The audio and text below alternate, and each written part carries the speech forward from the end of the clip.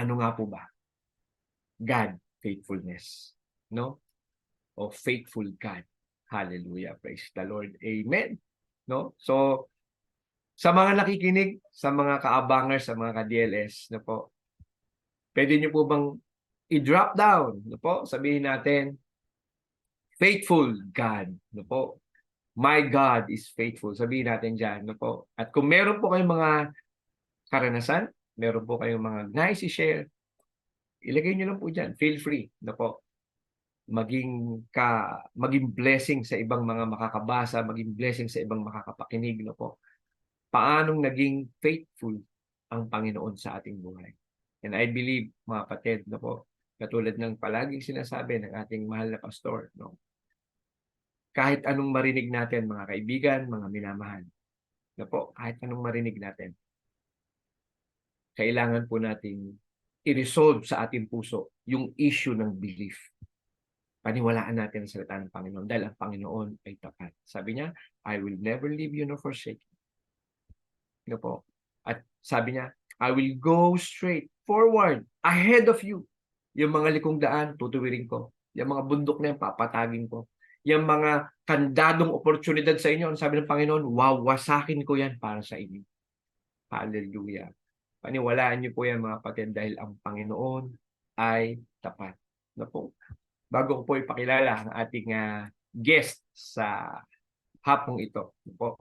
By the way, nais ko pong greet na po bago ko makalimutan. Hallelujah. Sa ating pong Pastora Marivic Manga from the Hub of Christ, Iligan.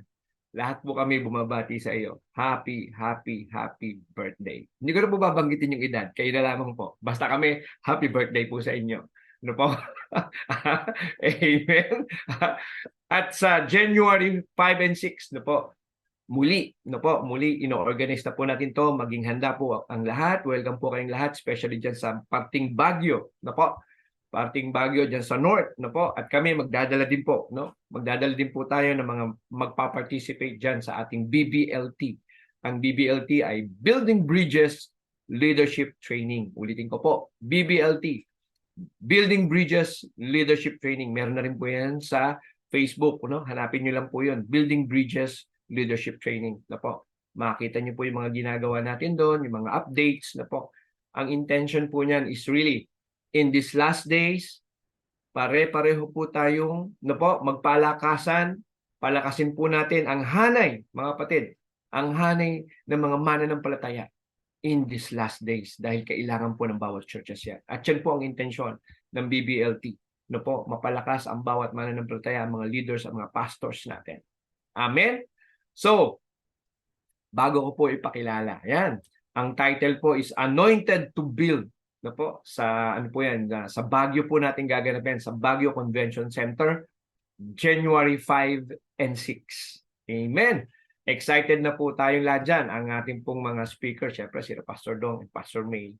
Ganun din po yung ating connected churches no po, from Australia, sila Bishop Ernie Cartas at si Doktora po. No? Pare-pareho po magsasalita po sila dyan sa atin. Amen. So ihanda po natin ating mga sarili. Let's prepare for this. At alam natin, we will start 2024 strong. Ngayon pa lang pagplanuhan na natin. Amen. So, may nais ako ibahagi sa inyo tungkol sa katapatan ng ating Panginoon. No po, samahan niyo po ako, Isaiah 49, no? Isaiah 49, versikulo 7, no po, babasahin ko po. Sabi po dito, ganitong sinabi ni Yahweh, Isaiah 49 o Isaiah 49, versikulo 7. No po, sa Tagalog ko na po babasahin. Ganito ang sinabi ni Yahweh, ang tagapagligtas ng Israel. Amen. No?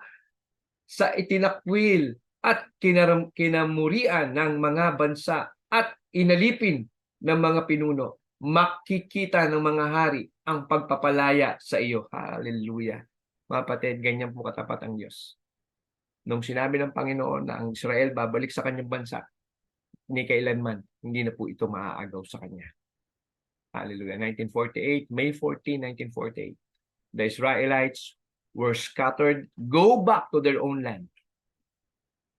And this was prophesied maybe 1,500, 2,000 years ago. Pero tapat ang Panginoon. Mga kapatid, paniwalaan niyo sa inyong mga puso yan. Tapat ang Panginoon. Amen? At inalipin ng mga pinuno, makikita ng mga hari ang pagpapalaya sa iyo. Sila'y titindig bilang pagpaparangal sa iyo at yuyukod o yuyuko ang mga prinsipe bilang paggalang sa iyo sapagkat hinirang ka ni Yahweh ang banal na Diyos ng Israel. Hallelujah. Kapatid, Israel, no? Israel is just a tiny nation sa gitnang silangan. Gitnang silangan sa Middle East. Pero come to think of it, from 1948 up to now, napapalibutan po siya ng ibang lahi. Pero kahit anong gawin ng mga lahing ito, na siya ay sakupin, siya ay pasukin, kapatid, hindi po talaga. O talunin, sabihin natin, talunin, no? Ay hindi po talaga ipapagkaloob ng Panginoon. Ganyan po katapat ang ating Diyos. Paniwalaan po natin yan. Kahit anong marinig natin sa balita, go back to the Bible. You will know the truth. Na po? You will know the truth. Amen? And samahan nyo rin po ako, Deuteronomy. No? Deuteronomy 7, verses 9. Na po? Deuteronomy 7, versikulo 9. Na po? Sabi po dito, isipin nyo na ang Panginoon ng inyong Diyos ay iisang Diyos. Matapat siya. Faithful God. Matapat siya at tinutupad niya ang kanyang kasunduan hanggang sa mga salinlahi ng ito mga kapatid, kasi alam niyo po, yung pagmamahal, mahal ka ng Diyos walang question doon eh. Pero may consequences kasi yung ating mga pinipili at desisyon sa ating buhay. Kailangan po natin kasing mabalanse yan, mga kapatid, mga anak, mga kaibigan, mga minamahal. Mahal tayo ng Diyos, totoo. Pero may konsekwensya ang lahat ng ating pagpili. At kung minsan di natin maunawaan yan, na ang nangyayari sa atin ay konsekwensya ng ating pagpili sa hindi maayos o hindi tama o labag o labas sa salita ng Panginoon. Outside the Word of God. Sabi, God is not obligated to bless you if you live outside the Word of God. Talagang ang tao po napapahama pag ikaw ay namuhay labas sa salita ng Panginoon. No? Sabi po dito, matapat siya at tinutupad niya ang kanyang kasunduan hanggang sa mga salinlahi ng mga nagmamahal sa kanya at sumusunod sa kanyang mga utos. Ngunit hindi magdadalawang isip na ibagsak ang mga napopuot sa kanya. Mga kapatid, God is loving God, but is also a just and organized God. Kailangan natin maintindihan yan, mga kapatid. Huwag lang po tayo yung mga tao na gusto lang natin ng kalayaan at karapatan, pero ayaw natin ng pagtatama, ayaw natin ng disiplina, ayaw natin ng pag-ayos. Wala po tayong mararating pag ganyan po ang ating mga pag-uugali. Ano po? So, kaya ko po ito binabanggit sa inyo kasi mamaya po mapag-uusapan natin ang buhay ng ating guest. Ano po? At makikita nyo po na bagamat may gumagabay sa atin, at the end of the day, you will be the one to decide. At yan po, actually, mga kapatid, I want you to know this, no? Kung meron mang napakagandang regalo ang Panginoon sa atin, maliban sa buhay na walang hanggan, ang isa sa pinakamagandang regalo ng Panginoon sa atin ay yung ating freedom to choose o yung ating free will. Kaya po gustong-gustong agawin yan, lituhin tayo ng kalaban kasi alam ng Diyos na ibinigay sa atin yung kapangyarihan na yan na mamili. Pero ang Diyos, tinapos na yan, mga kapatid. Ibinigay na sa atin, kaya nga mayroon tayong Bible eh.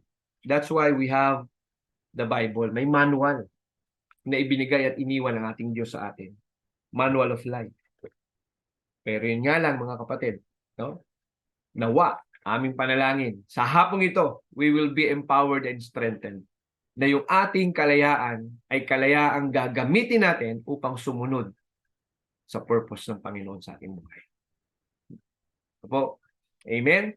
So, lastly, sa Psalm 95 verse 3, ano po? Basahin po natin. Psalm 95, dali lang po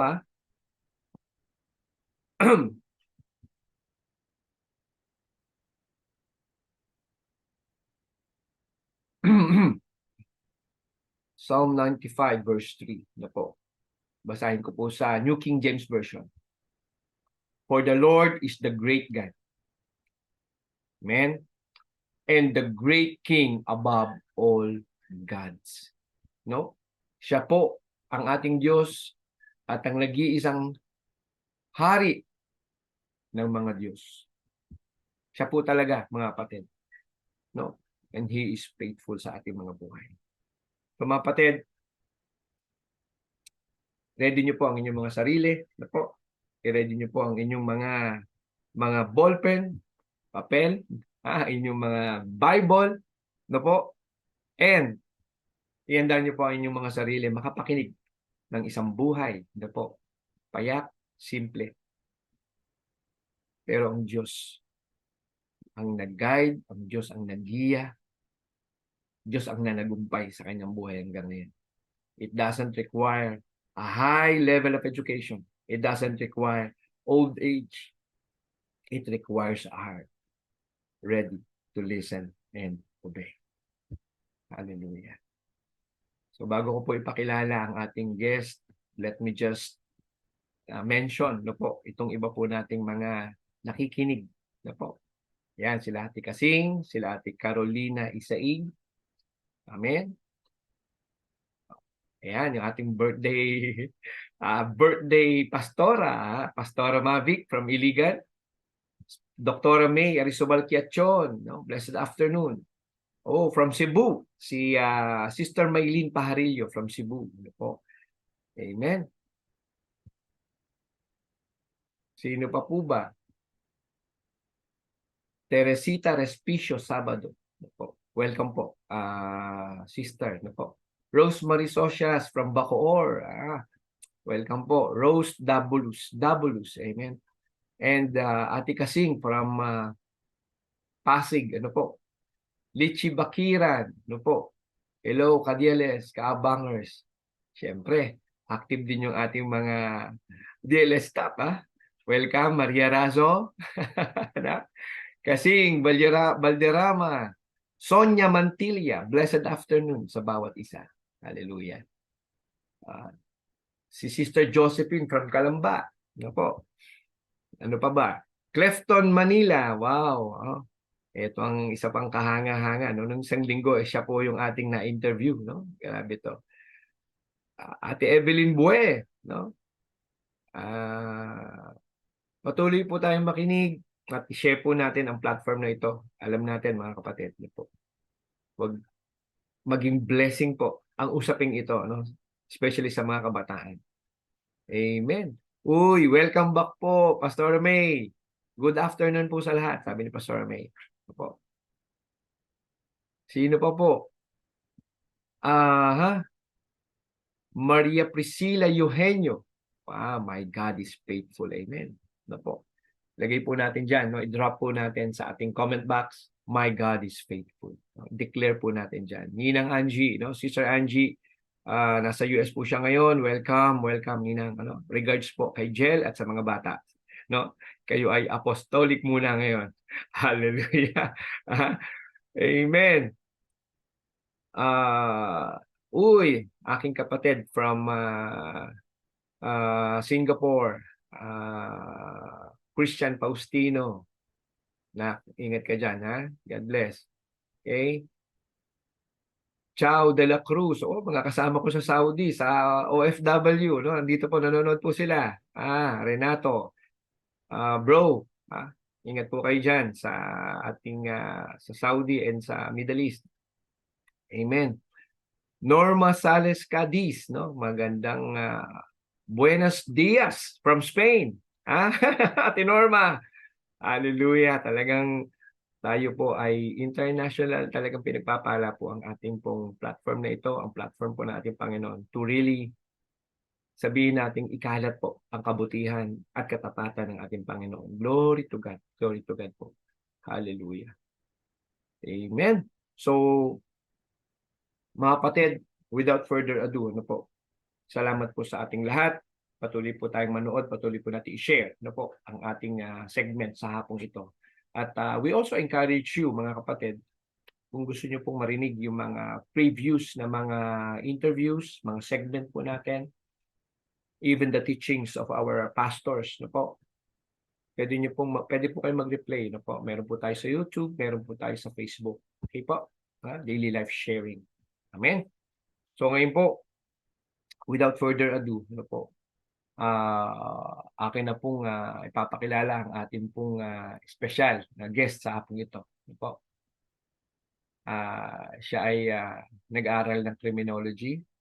Maraming gustong gawin. Maraming plano.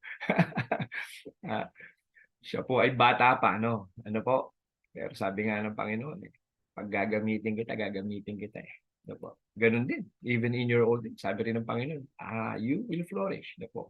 Pero sa hapong ito, ang mga kasama po natin ay sabihin nating kabataan pa, nasa young adult stage na po, na talagang tumugon at na-encounter ang ating Panginoon at patuloy na naglilingkod sa kanyang buhay.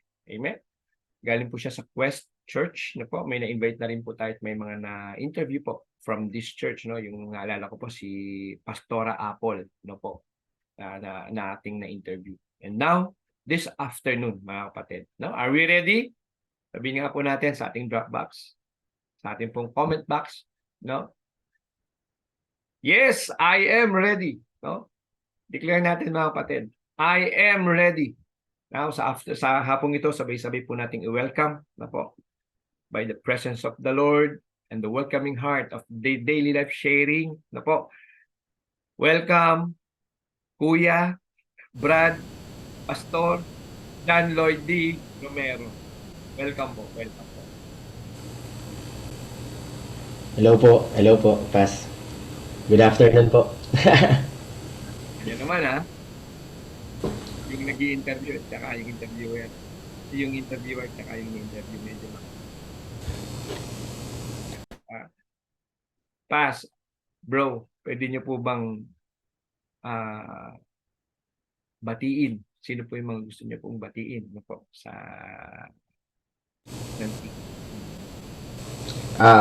Unang-una po, binabati ko po yung family ko na feeling ko po na nanonood sila kasi shinare po nung kuya ko yung yung link eh. Tapos binabati ko rin po yung mga Quest family, Quest Church family diyan sa Laguna. Yun po, makinig po tayo dito sa testimony natin. At binabati ko rin po lahat ng kaibigan ko na nakikinig ngayon, yung kaklase ko sa law school. Ayan, binabati ko rin po sila. Amen. Amen. Amen. So, ang title natin is Faithful God. Bilang overview, bro, bakit po kaya Faithful God? Faithful God po kasi ang Diyos ay tapat sa aking buhay. Hindi lang sa aking buhay, as in sa ating lahat eh. Hindi siya talaga nagbabago. Alam niyo yun, kahit ilang beses kang lumayo sa Diyos, ilang beses kang magkaroon ng kasalanan, ilang beses kang masaktan, ilang beses kang maging matigas ang ulo, ang Diyos ay hindi nagbabago. Ang Diyos ay tapat. Kung Diyos siya, Diyos talaga siya. Kung tayo ay nagbabago, siya hindi. Siya hindi. Wait, so yun. Kahit tayo hindi consistent, ang Panginoon consistent. Patuloy na pinapadama, no? Yung pagmamahal niya sa atin. So, I think everybody's ready and alam ko, bro, ready ka na din. No po? Sige, simulan na po natin. So, kamusta po ba? No? Kamusta po ba si, how do I call you? John, Lloyd, or... Pwede pong Piolo, hindi, joke lang po. John Lloyd. Piolo, gusto John Lloyd na lang po. Lloyd na lang. Lloyd, okay. Oh. Pwede bang, kamusta po bang inyong kabataan? Bago po yan, magpapakilala po muna ako. Ako po si John Lloyd Romero. Nakatira po ako dito sa San Pedro, Laguna. At currently po, nag-church ako dyan sa Quest Laguna. Yung kabataan ko po ay simple lang. Actually, maraming makaka-relate dito sa akin. Kasi typical na kabataan talaga. Kasi po, simula nung pagkabata ko ay 4 po kami magkakapatid. Isa po ko sa mga lalaki. Kasi po 3 kaming lalaki, tapos isang babae. At Pangalawa po ako sa panganay. Kami po ay pinalaki ng aming mga magulang na simple lang po, may guidance, kasi po ang galing nung aking mga magulang magpalaki. Actually, bilib na bilib po ako sa kanila. Kasi sila yung tipo ng magulang na hindi ka pinabayaan pero hindi ka rin sobrang hinigpitan. Alam niyo po yun, minsan sinasabi ko nga sa sarili ko na parang kung magiging magulang man ako pagdating ng panahon, gagayahin ko kung paano ako pinalaki ng aking mga magulang. Talagang ginabayan po nila ako. Hindi lang po ako, even yung mga kapatid ko. Kasi po, isa pong patunay yan na kaming apat na magkakapatid ay lumaki ng hindi na involved sa kahit anong bisyo, hindi na involved sa kahit anong makamundong gawain. Kagaya ng saka ano po, nakakapag-ano po kami, nakapag-aral kami ng maayos ng sabay-sabay. At yun po. So, banggit mo kanina na hindi kayo involved sa kahit ano. So, balikan natin yung kabataan mo, kapatid. Anong meron ang magulang? Ano yung tingin mong baon-baon mo na bakit hindi ka naghanap ng satisfaction labas sa pamilya? Um, Silang pamilya, paano kayo inaalaga? Okay po, ganito po. Ang mother ko kasi si Papa pati si Mama ay balance po sila eh. Parang fit talaga sila sa isa't isa. As in po, yung mother ko is siya yung taong nag-aasikaso sa amin simula pagkabata namin. Never po kaming naka-experience ng parang pinabayaan niya kami sa isang bagay. Tapos yung father ko naman is nagtatrabaho siya, security guard po kasi siya before. Ngayon, nag-retire na po siya sa pagiging security guard. Um, ano po yun, si Papa naman po yung, sa kanya naman po nanggagaling yung word na justice at saka yung love na nanggagaling sa kanya. Talagang yung guidance, si Papa kasi pag nagsalita siya at ano siya sa amin, firm siya eh. Parang nyari, ginabayan niya kami or may sinasabi siya sa amin, very open silang mag-asawa sa amin magkakapatid. Na hindi sila nagtatago or nag-filter ng mga bagay na sasabihin sa amin. Kung may problema, talagang sinasabi nila sa amin po. Amen.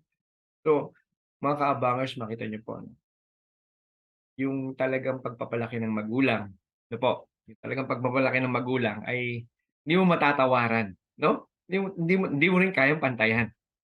No? Na kahit anong balik natin sa kanila, we can never outgive them. Ganun din sa ating Panginoon. We cannot outgive God. Ito po. So, napansin nyo, no? On hand, na talagang, kumbaga, iba po talaga yung magulang na siya mismo ang nag-aasikaso sa kanilang mga. So, at kanina nabanggit ni brother John Lloyd, soon to be pastor, no? Gaantay na lang 'to eh. Na yung pag-aasikaso ng magulang, dun nila naramdaman yung pagmamahal ng kanilang magulang. Amen. So, no labor in vain mga parents, mga fellow parents, gawin po natin talaga. Mahalin natin, paglingkuran natin ang mga bata. Banggit niya rin kanina na yung pong pagdidisiplina, yung open communication ay napakahalaga sa pagpapalaki. Opo. So, Brother John Lloyd, hindi niyo bang bigyan kami ng isang instance how they discipline you? Napapalo din po ba kayo? Dumarating naman po na talagang napapalo ako ng aking magulang. Actually po, nagpapasalamat nga po ako sa pagkakataon na may mga pagkakataon na napapalo nila ako kasi part of their discipline yun eh. Talagang nadisiplina po ako nun. Pero sa kabila ng pagpapalo ng aking magulang, hindi naman sila nagkulang na iparamdam sa akin yung pagmamahal. At yung reason kung bakit nila ako napapalo, nasasabihan, kaya ang malaki pong factor doon yung talagang sasabihin mo kung bakit at anong rason kung bakit ka napalo. At yung pagmamahal po talaga, despite parang alam niyo po may mga pagkakataon na ganto na nagagalit sila, nagtatampo, sinusuway kami, parang sinasaway kami. Pero may mga pagkakataon po talaga na after nung pagpapalo, doon na lalambingin ka na agad, lulutuan ka na ng ganto, sasandukan ka na ng pagkain ng ganyan, yung bata po kami. Tapos sobrang balanse po talaga na to the point na rerespetuhin mo po talaga sila. Amen. No? That's what's important, mga kabangers, mga DLS na po. Sa murang edad na po, bata pa, elementary pa lang, ang naaalala ng bata yung may pagtatama, pero may pagmamahal. O may pagmamahal, pero may pagtatama. Which is very important. Balanse talaga. So, sa elementary days niyo po, ah, paano niyo po ipapakita si John Lloyd na sa ating mga kaabang? Sino po ba si John Lloyd ng elementary? Nung elementary po kasi ako, sa private school ako nag-aaral. So, usually po sa private school is mga 15 students lang kayo to 20. Marami na nga po yung 20 sa private school. Actually po, sa nung elementary ko, ay hindi naman po ako naging competitive sa school. Hindi rin po ako naging achiever. Parang, simple lang, pasok ka lang. Kasi po, wala akong pangarap eh. Parang nung bata ako, hindi ko alam kung saan ba ako tutungo. Hindi kasi, yung parents ko naman kasi, hindi naman sila totally na nagbibigay ng pressure sa amin about sa pag-aaral. Pero, hindi po nawawala yung guidance. Yung sinasabi ko pong pressure, yung parang ganito eh. Dapat maging ganito ka, dapat ganito yung average mo na maging grade, ganyan mo. Dapat ganito ka, ganyan, ganyan, ganyan. Pag hindi ka ganyan, papaluin kita. Hindi naman po sila naging ganun sa amin. Ang naging, ang response lang po nila sa amin na kailangan mag-aral para sa future mo, para makatapos ka, magkaroon ka ng buhay. Pero not to the point na kailangan kong ma-achieve tong mga ganito. Kaya po yun, siguro may factor din na hindi ako naging competitive, hindi ako naging achiever. Na yun lang, sakto lang po, sakto. Typical na estudyanteng pumapasok. Yun lang po. Bilang isang estudyante, yung bang elementary days mo, talagang masasabi mong smooth o may changes sa buhay mo? Actually po, parang smooth lang eh, yung nangyayari sa akin eh. Kasi hindi naman po totally na may malaking nangyari sa akin nung elementary, pero sobrang laki po nung changes nung pumasok na ako sa high school. Ang laki po talaga ng pagbabago. Nung elementary ka, saan ka ba nag-elementary? Sa San Pablo din? San Pedro. San Pedro po, sa San Pedro. So, private or public? Private school po yung elementary ko. Sabi, no, totoo yan. Dati, 15 ka lang. 15 or 20 ka lang kayo sa isang klase. So, I believe yan yung sinasabi mong adjustment. Pagdating ng high school, kakaiba. Ano? Pero bago tayo umalis ng elementary natin life. Ano pong masasabi niyo sa inyong elementary life? Ano yung masasabi mo na baon-baon mo na realization o learning nung iyong elementary school? Yung elementary school ko po, elementary days ko po, pinaka magiging baon ko noon ay dapat pala naging mas achiever and competitive ako sa school. Kasi sobrang laki po talaga nung adjustment at factor nun nung nag-high school ako. Kasi syempre, ano lang ako eh, parang pasok lang, aral, pasok, attendance, ganyan. So parang lahat po nangyari ng elementary sa akin is smooth. Then nung pagpasok ko ng high school, malaki po talaga yung adjustment na ginawa ko. So yun po yung pinaka-realization ko dun. Dapat naging more, akong naging competitive, naging achiever, ganun po. And what's the difference of your life bilang estudyante, kung maalala niyo po? What's the difference kung maging competitive ka o papasok ka lang? Sabi niyo nga, pasok lang kayo, aral, ganun lang, ano? Pero ngayon, na-realize niyo pala na dapat pala competitive. So, how would you relate that? Paano niyo po mag-relate yan? Yung sinasabi niyo na bago na kasi environment, dapat. Ah, Kasi po ano eh, pumasok po ako ng high school ko ay sa public school na, hindi na po ako nag-private. So, yung adjustment ko po dun sa environment, sobrang laki po na dati sa private school, may textbook kayo na sinasagutan, na gaganto lang gagawin nyo, sasagutan nyo to. Nung sa kilala ka ng teacher, sa elementary ko, nung private po ako, kilala ka ng teacher. So kahit anong mangyayari, parang kilala ka, parang baka mailang pa to ibagsak ako. Pero nung public po kami, nung lumipat ako nung high school sa public, parang doon ko nag-adjust yung environment ko eh. Na tipong 100 kami sa klase, 80 to 100 kami sa klase. 80? Opo. Oo, inabot ko na 60 kami o 50. So, 50 kami sa klase nung high school. So what's the environment ba pag gano'n na kalaki? Sige nga po. Para makarelate po ang ating mga ka-abangers. Pag ganun po malaki, talagang hindi ka nakilala ng teacher mo hanggat di ka nag-excel. Talagang wala po talaga. So, what's life? Ano yung buhay classroom pagka 80 hanggang 100 kayo? Ay, may iba't iba po kayong ginagawa. Actually, para sa akin po, hindi yun kayang i-manage ng isang group. Yung ganong karaming estudyante. Kasi may mga pagkakataon, lalo na po R yung apelido ko, madalas po yan. Ano yan eh, parang nasa likod yan kasi alphabetical order po yung upuan eh. R, nasa likod ka, eh madalas ka, ano ka na lang doon, puro kalokohan na lang yung ginagawa nyo doon sa likuran. So, hindi ko lang po sure sa panahon ngayon, pero nung panahon ko po, ganun po yung nangyayari eh. Na parang natutulog lang kami sa klase, may mga pagkakataon na madaling lumabas sa classroom. Ganun po yung environment na na-experience ko nung lumipat ako sa Naranasan niyo ba mag-cutting? ay na-experience ko po. Pero hindi naman po ako lumabas ng school, sa kantin lang. Sa kantin? Pero ibig sabihin, hindi ka pumasok. Hindi, may pagkakataon po na hindi ako pumasok sa isang subject kasi wala, hindi ko gusto yung professor, yung teacher. Tapos sabi, nagugutom kami magkakaibigan, lumabas na lang po kami. May ganyan talaga, no? Mga kabangers, mga anak. Just learn from it. Ano po, matuto po tayo. Ano po, sa kanyang karanasan, matuto po tayo sa kanyang buhay. Ano po, kasi alam niyo po, ang Panginoon, may kanya-kanyang treatment sa bawat isa sa atin. And you have to understand that. Po. Una, matuto tayong makinig, mga bata, mga kabataan. Pangalawa, matuto tayong makinig, matuto tayong sumunod. Pag natutunan po natin yung basic things na yan, na alam ko namang pinag-aaralan na yan sa bahay mula bata, sinitrain na tayong makinig at sumunod.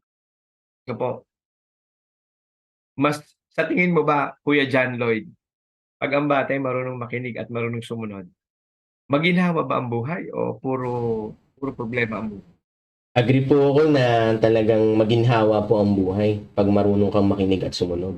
Kasi po, nung sa akin ay, kagaya po sa akin, sa buhay namin, yung parents ko ay hindi naman sila nagpe-pressure talaga totally. Pero yung guidance at pagpapayo nila sa amin ay lagi silang open doon.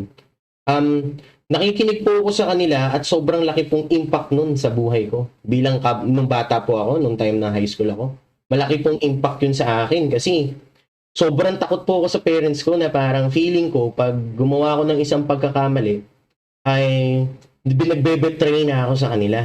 Naalala ko nga po na nung high school ko, syempre, ang dami pong kalokohan dyan. Dyan pwedeng lumabas yung tisyo, inom, alak, sigarilyo, ganyan, drugs. Pwedeng lumabas po yan sa high school life eh. Pero nung time na yung mga kaibigan ko, may mga pagkakataon pong ganito eh. May mga kaibigan ko na nagiinom sila, nandun lang ako, kasama ako, pero hindi po ako nakikijoin. Na nag-iossi sila, ilang beses nila akong niyayaya, ini-impluwensyahan, pero may mga pagkakataon po na hindi ako talaga nagjo-join. Parang, kasi po takot ako sa parents ko at laging binabanggit sa akin ng parents ko na masama yan, makakasama sa buhay mo yan, pwede kang mapariwara dyan pag ginawa mo yan. So, pakakaulit po ng kakaulit nila ng ganun, parang pumapasok po sa senses ko na masama nga yun, na kahit hindi sila nakabantay sa akin, parang sa akin po may factor yun eh, na nakikinig ako at napapakinggan ko yun sa kanila. So, ibig sabihin bro, may malalim na tanim diyan na kahit hindi mo katabi ang magulang mo, yung image nila sa isip mo na, "Oops, sabi ng tatay ko, sabi ng nanay ko, mali 'to, hindi ko 'to gagawin." Gaano kahalaga yung ganyang bagay tingin mo sa buhay ng isang kabataan? Napakalaki pong halaga nun kasi po, hindi naman natin talaga totally na yung mga anak natin ay makakasama natin palagi. Hindi natin alam kung sino sila paglabas ng bahay. Sino sila paglabas ng school. Hindi natin yun hindi natin yung makokontrol yung mga anak natin. Minsan may mga pagkakataon po talaga ng magulang ay kahit gawin mo ang best mo, parang bitin pa rin kasi hindi mo kontrolado yung anak mo. Pero ang pinaka the best thing po na kailangan gawin lang ng isang magulang ay maging open sa anak na kahit anong mangyari, i-guide pa rin, huwag sukuan, maging magulang pa rin po na kahit anong mangyari, kahit nagkakamali ang anak, iparamdam pa rin po yung pagmamahal. Pero hindi rin po lang puro pagmamahal, iparamdam nyo rin po yung pagtatama. Dapat po talaga balance. So, marinig niyo mga ka-abangers, mga ka-DLS, 'no? Advanced lesson na 'to, ha. Oh, by the way, wala pa pong pamilya ang ating guest, pero 'pag nagsalita tatay na tatay ano? Ano ibig sabihin? No? Congratulations po sa inyong bata. Napakagandang modelo ng inyong magulang sa inyong buhay. Yan po ang kahalagahan mga kaabangers, mga kapwa parents, fellow leaders, fellow pastor. Hindi po tayo exempted sa ganitong issue ng ating mga anak. At tayo. Bakit? Ano po, bakit? Kasi alam natin alam po natin na merong ibinibigay, ano po, alam natin na may regalo. Actually, ito yung pinakamagandang regalo. Isa sa mga regalo ng Panginoon sa atin, no? Liban, no? Liban sa buhay na walang hanggan. Ano yun? Yung free choice o yung will natin. Regalo ng Panginoon sa atin yan. Pero mamaya, lalo nating mababaybay, lalo yung makikita, anong kahalagahan pag ang isang bata ay nagkaroon ng malalim na pundasyon ng pakikinig, paggalang, pagsunod. Amen? So ngayon, balikan po natin si Kuya John Lloyd. No po? Kuya John Lloyd, so masasabi niyo ba na yung high school niyo, ano bang masasabi niyo mga twist and turn dyan sa inyong high school? No po? Ah, okay po. Ang twist and turn po niyan, syempre, dahil po galing ako sa private school nung elementary, medyo nag-adjust pa po ako ng environment. Kinakapa ko pa po yung environment simula hanggang second year. So, nung bandang third year na, medyo nakapa ako na po, nakapag-adjust na ako eh. Lumabas na po yung kulit natin. Doon na po lumabas yung panay na kalokohan. Hindi naman po na-involve sa kahit anong bisyo, pero parang dumabot po tayo sa panahon na nagkaroon tayo ng parang kapilyuhan bilang isang lalaki na parang natutong makipag-MU. MU. Okay, mga kaabangers pumapasok na tayo sa MU. Kakaiba ang ating guest, siya na ang nagbukas ng usaping MU Hindi ko na binuksan Ah, okay, since na binuksan mo na kapatid, okay, I'm sure biglang gumano ng tenga ng mga kaabangers natin ngayon. Kamusta naman po ang inyong MU? Hindi ko sasabihin mga kasi hindi ko sure. Kamusta naman ang MU? Parang nung time kasi na yan, syempre po, 'di ba, high school, hindi na masyadong natututukan ng parents. Hindi na kagaya nung elementary na nahahatid pa at nasasamahan pa sa eskwela. So, may mga pagkakataon po na syempre, siguro puberty stage po 'yun eh. Parang natuto tayong humarot-harot at na manligaw. Tapos minsan may mga pagkakataon na nakakasakit din tayo ng damdamin ng isang babae. So, pinagsisisihan ko naman po lahat ng yun. Parang nagsisisi po ko sa Opo, para for the record po. Tayo dyan eh. For the record po, pinagsisisihan ko po lahat ng yun, yung mga pagkakataon na yun. May mga pagkakataon lang na yun lang po yung pinaka naging struggle ko nung high school. Bukod sa pagiging kolokoy ko nung high school, yun, natuto tayong in love. At pumasok sa relationship. Pero wala po akong official na pinasok na relationship. Okay, so, pero marami ba? Marami? Siguro po. Hindi mabanggit ni kapatid. So, ang MU mo ngayon, ito, ako naman na magpapangalan. MU, hindi mutual understanding. Kundi, marami kong umibig. Ayan, yan ang MU mo.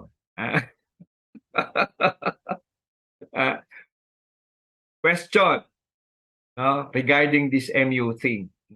Para marinig ng ating mga magulang, ating mga kabataan, does it affect your study? Yung pagkakaroon mo ng gantong saloobin, na nagkaroon ka ng interest sa pakikipag, relationship sa gantong edad, does it affect your study? Okay po. Hindi po ako magfi-filter dyan. May epekto po talaga. May epekto. Kasi yung focus mo na dapat sa school or dapat nakafocus ka dun sa study mo, nade-defocus po talaga eh. Kasi minsan dumarating po yung point na pumapasok na lang ako dahil gusto kong makita to or gusto kong makasama to. May mga pagkakataon pong ganun. May epekto po talaga. Pero doon may mga ibang tao po na nagsasabi na inspirasyon lang yan. Inspirasyon, pwede mong gawing inspirasyon. Pero may mga pagkakataon po kasi na hindi mo palaging may treat na inspiration. Yung isang parang premature relationship. Parang ganun po ang tawag ko dun eh. Parang hindi premature talaga. Hindi pa po talaga siya parang hindi ka pa well-formed enough para pumasok sa ganun. Paano mo i-handle yun kung hindi mo pa ma-handle yung sarili mo? Kasi po, ako, high school, bata pa po ako masyado nun. Bakit ako nagkakaroon ng urge na pumasok doon? So, payo ko lang po sa mga kabataan ngayon na minsan lang naman po tayo magiging single after 15 years. Kunyari, 12 ka ngayon, 15. Minsan lang po tayo magiging single. After nun, magkakaroon na tayo ng asawa. So, payo ko lang sa inyo ngayon, enjoy natin yung pagiging single natin. Malaki po. May enjoy mo yan eh. Sa pagsunod at pakikinig, ano? Tama yun eh. Kung estudyante ka, magpaka-estudyante ka muna. Yun ang sinasabi ni Kuya John Lloyd. No? Amen. Salamat. No po. Salamat sa inyong advice, Kuya John Lloyd. No po. So, pagdating ng high school, high school na. May mga MU ka. Okay? Naapektuhan nito ang inyong pag-aaral. Okay? So, ano naman yung masasabi mo na talagang strong na natutunan mo sa high school life? Ang pinaka natutunan ko po dito sa high school ko is actually po nung high school ako doon medyo parang ngayon ko lang po na-realize, ngayon ko na lang po na-realize na parang yung kalokohan ko before nung high school ay naging preparation ng Lord kung ano ko ngayon. Kasi po sa mga kung hindi niyo po natatanong pas, parang nung 4th year and 3rd year high school po kasi ako, madalas akong nagsasalita sa mic. Kunyari, may event sa school, nagsasalita ako po sa mic. Pero puro kalokohan lang po yung sinasabi ko. Na parang, natitrip lang ako. Pinapayagan ko magsalita. Oo po, kasi minsan parang hindi ko alam kung paano napupunta sa akin yung mic eh. Parang may mga pagkakataon lang po na kunyari may event, may parang volunteer na ganyan. Siyempre, ako po yung babato ng mga tropa. Tapos ako po yung mag-iingay dun sa school. Tapos puro kalokohan lang, nanditrip lang ako ng mga professor, ng mga teacher, ng mga admin. Tapos yun, parang ngayon, nare-realize ko na preparation pala yun ng Lord para humawak ng mic ngayon. At yun, parang under preparation po tayo ng pagpapastor. So, na-build po yung confidence ko dun. Sa part. So, may mga bagay ka talagang intentional mong gagawin. Ano? Grabe. Pipiliin mo talaga na gawin yun. Not because sabi mo nga parang ano lang sinasabi mo nun, 'di ba? Parang sabi mo, magulo lang, wala namang kwenta. Pero nare-realize mo ngayon, 'di ba? Paraan pala 'yun ng Panginoon para mabigyan ka na ma-train ka nung time na 'yon, hindi mo pa alam na gagamitin mo pala siya ngayon, no? So, meaning nung high school ka, no, nabanggit mo kasi na nung ikaw ay nag-a-adjust, pakiramdam mo nananahimik ka lang, 'di ba, tama ba? Oo. So, how important is the switching o yung switch on of your adjustment sa buhay mo bilang estudyante nung time na yun, John Lloyd, nung high school? Malaki po yun, yung switching na yun. Kasi kung hindi ako nakapag-adjust dun sa environment, may tendency po na pwede akong ma-depress. Kung hindi ako makatapos ng pag-aaral dahil natakot na akong harapin yung problema ko, malaki po yun. Nung time na parang na-embrace ko yung environment dun sa public school, parang dun po nagkaroon ng start na yung dati kong buhay na tahimik, na dito lang sa gilid. Nagkaroon po, na-boost niya po yung confidence ko na harapin yung buhay at mas tumapang po ako. Kasi po, kung nag-switch yun, matik po yun. Baka hindi natakot akong tapusin even yung high school ko. Kasi nakakatakot po yung pressure sa public that time. Kasi from private, ang laki pong adjustment talaga. Sobrang laki. Sobrang laki po nun. Ibang what's the difference ng life? Para mas makita nila, what's the difference ng buhay ng estudyante na nasa private ka noon, na napalipat ka sa public?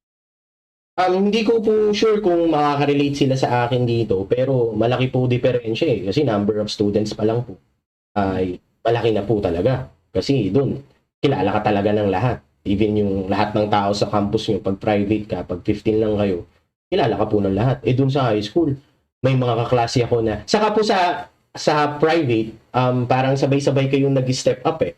Yung kaklase mo ng ganito, kaklase mo uli next year, klase mo na. Doon po sa public, parang may mga kaklase na ako na 20 plus, ganyan. So, may mga edad na sila. So, malaki po yung difference nun. At dati, syempre po, sa private school, may libro, nagsusulat ka, doon sariling kayod. Gagawin mo, at the notes ka.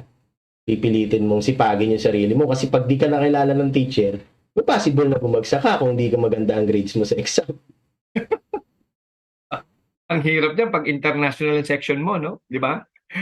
May mga ano eh, may mga ganyan eh, no? Speaking of international, no po, batiin lang po natin, i-welcome po natin yung ating mga bisita dito, mga commentators, Kuya John Lloyd. Ano po? From Laguna, no? Len Faustino, ano po, aking cousin. From Abulog, Cagayan, sila John and Russell Chua, no? Welcome po mga kapatid, no po. And hi na rin po sa ating pastors diyan, Pastor King and Pastor Pat. Okay, Banikid, no po. Pastor Pat, pagaling po kayo. God bless po. And then kay wow, way down under from Australia po, Norma Clay, welcome po. Watching here in Melbourne, Australia. Hello mga kaabangers. Welcome po, Ate Norma Clay. Ano po? Welcome na welcome po kayo. Sila Ate Yogi from Pasig. Ano po?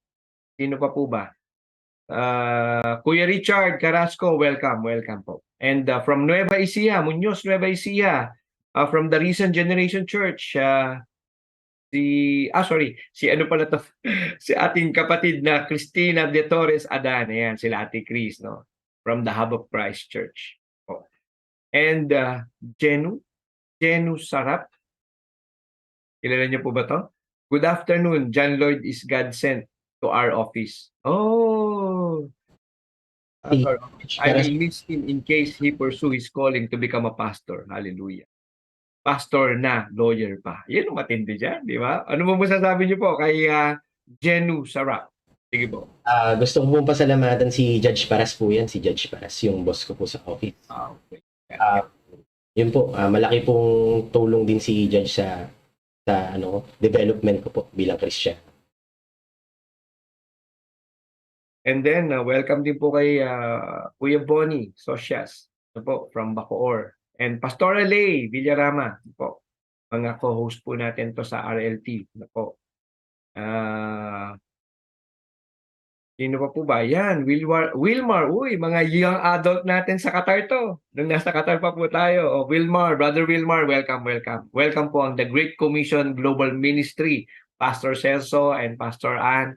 Welcome po. Ano po, kamusta po sa mga co-pastors po natin dyan? Hallelujah. Rogine Soblero Cal. From Magallanes, Cavite. Sis, magandang hapon po sa inyong lahat. Amen. So, bro, tuloy natin yung usapan, no? Ang ganda, ang daming nakikinig, no po. Daming papakinig ng yung testimony. Bilang nag-adjust, Brother John Lloyd, nung nag-adjust ka, do you consider this as blessing? Do you consider this nung nag-adjust ka? Ano yung enlightenment binigay sa iyo nito? Sa buhay mo? Malaki pong blessing sa akin ito at malaking enlightenment kasi kung na-realize ko po siya ngayon kung hindi ako nagkapag-adjust doon, baka hindi ako ngayon kung sino ako. Baka hindi ako nandito sa pagpapastor natin. Parang ganun po. So, malaki pong enlightenment nun sa akin. Talagang totoo. Sabi sa Proverbs, di ba? Sabi sa Proverbs 18:19 or 19:18, sabi po doon, many are the plans in the man's heart, but the purpose of the Lord shall prevail. Gusto ko pong makita ang mga buhay po natin, mga kaabangers, mga ka-DLS. Parte po kasi ng buhay ng mga taong may pananampalataya na. At syempre, isama po natin dito, kung kino-consider niyo po na kayo po'y, hindi ko pa po natatanggap si Jesus Christ sa aking puso. Gusto ko pong maintindihan niyo na ang Panginoon po ay nangungusap sa ating buhay. Ang kailangan lang po natin talagang ma-develop, alam niyo po, unang-una yung relationship natin sa Panginoon. Matuto tayo, dumating tayo sa panahon, sabi nga po ni Brother John Lloyd, namili siya eh. Pwede naman siyang ma-depress pero hindi siya na-depress. Pwede siyang magbisyo, hindi naman nakatingin ng mga magulang niya pero hindi siya nagbisyo. Nakakagawa siya ng mali, fine. Kasama po sa buhay yan. Tama po ba? I'm not justifying it, pero kasi alam niyo po, pag ang bata naiwan mo ng mag-solo, tama yung sinasabi niya kanina, hindi ka kayang bantayan ng magulang mo. Pero ang sinasabi ko po sa inyo, alam niyo po, kaya hangga't bata kailangan makakilala na tayo sa Panginoon katulad ng sinabi ni, David sa kanya pong anak. No po, Kuya John Lloyd, no po, ma-share ko lang po 'to 'no. Alam ko pong parang ganito ang nangyari sa inyo, eh, na-train kayo ng tatay niyo, eh. Gano'n din po ang ginawa ni David sa kanyang anak ni si Solomon, eh. Sabi ni David sa kanyang anak na si Solomon sa First Chronicle 28, verse 9, "For you, my son Solomon, know the God of your kilanlin mo ang Diyos ng" sa ating pong mga magulang na nakikinig, 'no po. Alam ko naman pare-parehong maganda ang intensyon natin. Pero kung minsan yung intensyon natin po, yung ways natin is not ways of ulitin ko po, maganda ang intensyon natin, gusto nating mahalin ang ating mga anak, gusto nating tulungan, pero I want you to know, no, through the word of the Lord, eto po ba yung paraan ng Panginoon o paraan lang natin na gusto natin? Kaya kung minsan magtatanong ka, binigay ko naman lahat. Tama po ba, Kuya John Lloyd, 'di ba? Ginawa ko naman lahat, yung gabi ginagawa kong araw, katulad ng tatay niyo po gwardiya 'yan. So minsan ang paggugwardiya alam niyo po, well, no, saludo po ako, 'no. Ang paggugwardiya po minsan gabi 'yan, tama po, at minsan ang paggugwardiya po 'pag wala kang kapalit 24 hours, 'no po. Alam niyo po kahit naman po saang larangan ng ating buhay, 'no po, may sakripisyo kang gagawin. May pipiliin ka na kung saan, ito ba yung magpapatibay sa'kin o magpapakalas sa akin? Magpapalakas o magpapakalas, 'no? Palaging binabanggit ng ating mahal na Pastor Dong 'yan. Alam niyo mga kapatid, yung belief system tandaan niyo po, belief system. It will make you or destroy you, yung inyong pananampalataya at inyong paniniwala. Ano po, dali lang po, 'yan sabi ni Doktora May sa'yo, "Pinagpala ka bro, di ka napariwara." 'No, amen? So, sa buhay natin, ano po, mga ka-abangers, eto unti-unti natin makikitang mababaybay yung naging buhay ng ating kapatid na ito, si, Kuya John Lloyd. Being a high school, yung buhay mo sa high school po, ano naman yung take away mo? Ano yung iyong masasabing, o baka meron ka pong hindi makalimutang karanasan nung high school, meron po ba kayong unforgettable experience nung high school? Meron po akong unforgettable, yung graduation po namin. Okay, oo. Anong nangyari nung graduation? May graduation po kasi kami na dahil medyo kolokoy ako dun sa school, sa campus namin sa high school. May graduation kami na parang meron kaming valedictorian na pero nung tinawag isa-isa ng pangalan, mas marami pumalakpak sa akin dahil parang hindi ko alam kung ano implication nun, pero kung gusto nilang parating, pero parang ang daming pumalakpak sa akin, tapos hiyaw sila ng hiyaw. Woo! Woo! Alam ko na, nakikinikinita ako yung nangyayari. Sinasabi, "Salamat sa Diyos, pinag-graduate niyo na 'tong tao na 'to." Hindi po sigurado. Pero parang ganun yung dating sa akin. Nagulat na nga lang din po ako. Pero ang take away ko naman po nun, parang na-establish ako. Na-establish ako nung season ko nung high school. At naprotektahan ako ng Lord na harapin yung bago. Yung bago. Paraan, bro. Kwento mo nga sa'min. When you say naprotektahan ako ng Panginoon na gawin yung bago, what happened? Kasi po nung time na yan, after ng high school, nagkaroon po ako ng realization nung bakasyon na magpapakatino na ako. Papasok ko sa college, magpapakatino na po ako. Yun Yan, po. parang New Year's resolution lang yan, ano? Yes po, yes po, yes po. Parang kinakabahan ako sa sinasabi mo. So what happened next? Yun po, nung time na kulokoy lang ako nung high school, pagpasok ko ng college, ay ano na po ako, parang sabi ko, mag-aaral na ako ng maigi. Siseryosohin ko na yung pag-aaral ko, yung sarili ko sa buhay, kasi parang ito na yung last na to eh. Parang pag di ko, Malapit na sa finish line, ano? opo, parang Hindi ka nakagraduate. Alam mo na ang mangyayari sa'yo. opo. Ano ang course nyo? Brother? Ang course ko po is BS Criminology. Napadpad po ako sa BS Criminology. Ang storya po niyan, ganito eh. Actually, wala naman po akong pangarap simula pagkabata. Hindi ko alam kung saan ako tutungo. Consistent yung anong mong yan eh. Consistent yan. Hindi ko alam eh. Consistent pa lang. Hindi ko po alam kung saan ako tutungo. Then, alam niyo po yun, parang doon kasi maikli yung pila, tapos parang ito kasi yung parang pagiging lalaki na course, parang lalaki to eh. Parang, doon po ako napadpad. Pero will pa rin po pala talaga ng word. Grabe. So, were you able to graduate? Yes po, saka license na rin po ako sa CRIM. Praise God. Amen. Register. Ang buhay na buhay. Ano? Yung mga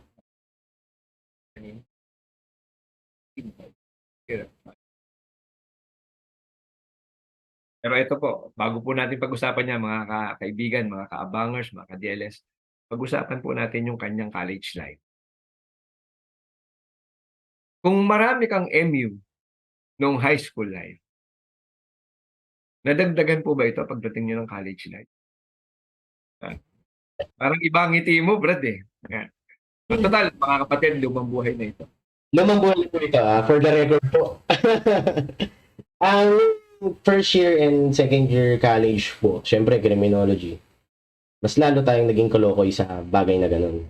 Parang, pero praise God kasi dahil sa takot ko nga po sa magulang ko, na-preserve niya yung virginity ko eh. Parang, until now, hanggang ngayon, nakaabot ako sa edad na to, parang I'm pure.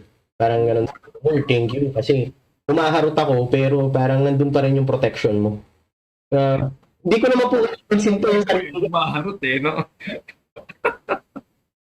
Salitang Laguna talaga yan eh. Kaya, okay. So, pinreserve ka ng Panginoon. Sige po, tuloy niyo po. Yun po, pinreserve ako ng Lord doon, tas naprotektahan ko rin po yung sarili ko na pumasok sa sexual immorality or yung premarital sex na na-preserve po ko niyan. Pero malaki pong sa dagok yung hinarap kong persecution regarding dyan kasi sa criminology madalas pride sa kanila yan na parang na meron kang babae, ganyan, ganyan. Hindi ko naman po nila lahat, pero yung na-experience ko po, ganun kasi. Parang may naalala nga ako na may kaklase ako nagsabi sa akin, ano ba naman, tanda-tanda mo na, virgin ka pa, ganyan, ganyan. Ginaganon po na ako. Tapos, isip-sip ko, takot kasi ako sa parents ko na, at takot din po akong masira yung buhay ko. Tapos parang, that time, sabi ko, okay, ano meron? Tapos yun po, yung nangyari na malaki pong harap sa akin yun eh. Kasi pag ganun yung language nila sa'yo, sobrang yun, parang matatamaan yung ego mo bilang lalaki. Pero praise God, pinotektahan po ako. So, can you describe, no? Para lang po marinig at maunawaan ng ating mga tagapakinig na, persecution is part of the life of a believer who stands in the word of the Lord. Ulitin ko po, yung pong persecution o yung pong panglilibak, ay tanggapin na po natin na yan po'y bahagi ng buhay ng mga taong namumuhay ng tapat, tumitindig sa salita ng Panginoon. Sa case niyo po, may mga instances po ba? Pwede niyo po bang makwento sa amin, Brother John Lloyd? Yung mga instances na talagang tinayuan niyo, no? Especially yung binabanggit niyo po na premarital sex. Yun po, tinayuan ko po yun. Parang nanindigan ako sa sarili ko. At actually po, before nangyari yan, kasi mas lalo ko na-empower ng Lord dito eh, kung paano ko po siya na-resolve at kung paano ko natayuan yun. Ang pinaka-story po yan kasi nung college ko rin po na-enkwentro ang Diyos. Doon po talaga siya na-enkwentro. Nung between second year college and third year college. Doon ko po na-enkwentro ang Diyos. At na-enkwentro ko po siya sa ganyang paraan na talagang dahil sa kalokohan din, tapos doon ko po siya na-enkwentro mismo. Okay na po bang i-share ko na rin i-share ko? Kasi that time, na-enkwentro po ang Diyos nung between college, mahirap po kasi manindigan sa criminology. Actually, may mga pagkakataon na manghihina ka, na parang gusto mo na i-try, ganyan, kasi na-tempt ka na sa mga nila, sinasabi nila. Pero dito po ako kinatagpo ng Lord sa kalagitnaan. That time po kasi dahil maloko nga tayo, may nag-invite sa akin before, sa ibang church po ito na mag-church daw, pero babae kasi nag-invite sa akin eh. So, yun po, sumasama ako. Siyempre, babae po yun eh. Parang, ang sarap naman po sigurong na may kasama magsimba na religious. Try ko nga naman yung medyo religious person. Ganyan. Tapos after po nun, um, tinama rin po ako ng Lord kasi in-invite ako ng kuya ko dito sa Quest Church. Sa Quest Church Yung po. kuya mo pala dyan. Opo. Siya po kasi unang nakakilala sa amin. So, nag-church na ako dun sa Quest. Ang naalala ko pa nga po noon, ang series namin is that nung pumatin po ako sa kanila ng first time, ang topic is New Life series. So, bagong buhay na daw, bagong buhay ka na, magkakaroon ka na ng new life. Then that time, sabi ko po na, sige, magde-decide na ako, mag-new life na ako. Bagong buhay na po. Then, syempre, kung kailan ka nag-decide, doon papasok yung yung temptation para ilayo ka eh. Para ilayo ka. That time, after ng service, chinat ako ng isang girl na nakakausap ko lang naman. Actually, meron pa nga siyang boyfriend that time. Tapos, kinakausap niya ako na parang gusto niya magkaroon kami ng sexual relation. Dalawa kami. Magkaroon ng sexual relation. That was Monday. So, sabi ko nga sa isip-isip ko, dapat hindi Monday eh. Kasi fresh pa yung message ng Sunday. Dapat Friday man lang, gano'n. Hindi man lang eh.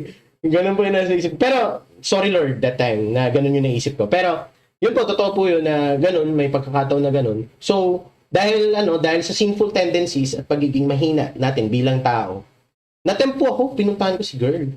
Pinuntahan ko si girl. Dito ko po na-enkwentro ang Panginoon along the way. Parang gusto ko lang po i-share sa inyo na most of the time, hindi natin makaka-enkwentro ang Lord dun sa dulo eh. Sa victory. Minsan, maka-enkwentro natin siya along the way eh. Pero singit ko lang po. Tapos balik po. Opo. Along the way, papunta ako dun sa girl. Kasi makita daw kami sa gantong lugar. That time po, sobrang lupit ng Lord kasi syempre, nakapag-church ako, medyo natataniman. Nag-pray po ako, pero hindi pa po ako marunong mag-pray. Parang, alam ko lang, kasi kilala ko lang si Jesus that time. Ang prayer ko lang ganito, Lord, tama ba itong ginagawa ko? Kahit alam kong mali, di ba? Tinanong ko pa si Lord kung tama. Sino dyan ang mga nakaka-relate? Pasok! Alam ko na pong mali, pero tinatanong ko pa po kung tama ba. Pero yun nga, no? Alam mo namang mali naman. Yes po, alam ko naman pong mali. Parang gina-justify ko lang sa sarili ko na baka tama. Baka normal na lang kasi to. Tapos yun po, after that moment, after ko manalangin ng ganun lang po yung prayer ko. At hindi po ako marunong pa na manalangin ng todo nun. Tapos that time, nagulat ako, tumawag sa akin yung brother ko, yung kuya ko. Ito po yung pinaka sobrang gandang story sa akin. Kasi early out po siya eh. Nag-early out siya bigla. Na nasa biyahe ako, biglang tumawag siya sa akin na parang, sunduin mo na ako, nag-early out ako. Then Bro, that, linawin ko lang. Yung on the way na sinasabi nyo, ikaw yung on the way dun sa meeting place nyo ng girl na nag-i yes po, kasi nandun na siya. Iwanag po. Sige po. Ako po yung papunta doon. Nung papunta mo po ako doon, tumawag sa akin yung brother ko na sunduin ko na siya. Sabi niya sa akin, sunduin mo na ako, nag-early out ako. Tapos nagulat ako, after kong ibaba yung cellphone, umiiyak na po ako habang nagda-drive ng motor. Nakamotor po kasi ako noon eh. Umiiyak na po ako, tapos binaligtad ko na yung manibela, inikot ko na po yung Bumalik ka, gano'n. Bumalik na po ako para sunduin yung brother ko. At ka umiiyak. Iyak na ako ng iyak na parang merong may inner soul nagpipreach sa akin na bakit kailangan mo ba kasing gawin yan? Bakit kasi kailangan mong maghanap ng pagmamahal? Bakit ka naghahanap ng satisfaction? Bakit nandito naman ako Parang gano'n, nandito naman si Lord nandito naman ako mahal naman kita, ginawa ko na sa cross Tapos after po, naniyak na yung niyak hanggang makapunta ako sa brother ko. Talagang umiyak po ako nun. Pero hindi ko na po pinakita sa kanya na iyak na ako. Tapos that time, doon na po ako nag-decide na Lord, thank you for protektahan mo ako. Thank you dahil niligtas mo ako. Tapos that time, nag-decide na po ako. Tapos tuloy-tuloy na po. Wow! Wow! Praise God. Anong year po ito? College to, di po ba? College po, between second year college and third year college. So, ibig sabihin, mga kabangers, no? Kakilala po si Kuya John Lloyd ng, second to third year, no? At hindi normal. Usually, ang na-encounter ang Panginoon ay nasa church, may preaching, doon ka talaga yung conviction, di ba? Doon. Pero ito, hindi. Nasa gitna ng karsada. Sa gitna ng karsada no kung saan makikipagkita siya dun sa, di ba? Kumbaga nag-i-invite sa kanya na gumawa rin ng kasalanan. Pero napakabuti, no? Faithful God. Grabe. Diyan natin makikita, mga kapatid, yung katapatan ng ating Panginoon. Kung minsan, at the last minute, no? At the last minute, diyan i-define sa'yo ng Panginoon kung talaga lang meron kang taingang makinig. Kaya niyang baguhin ang iyong buhay. Kaya niyang ibigay ang pag-asa na akala mo wala na. Kaya niyang ibigay yung pagtitiwala na akala mo wala ka ng pagtitiwala sa iyong puso. Grabe yung grabe yung encounter kay Kuya John lang. Mga kabataan, kayo po ang pinapatungkulan ng buhay ng ating kapatid na ito. Pero alam naman natin, lahat tayo ay i-encounter. Sabi nga, there is season of encounter.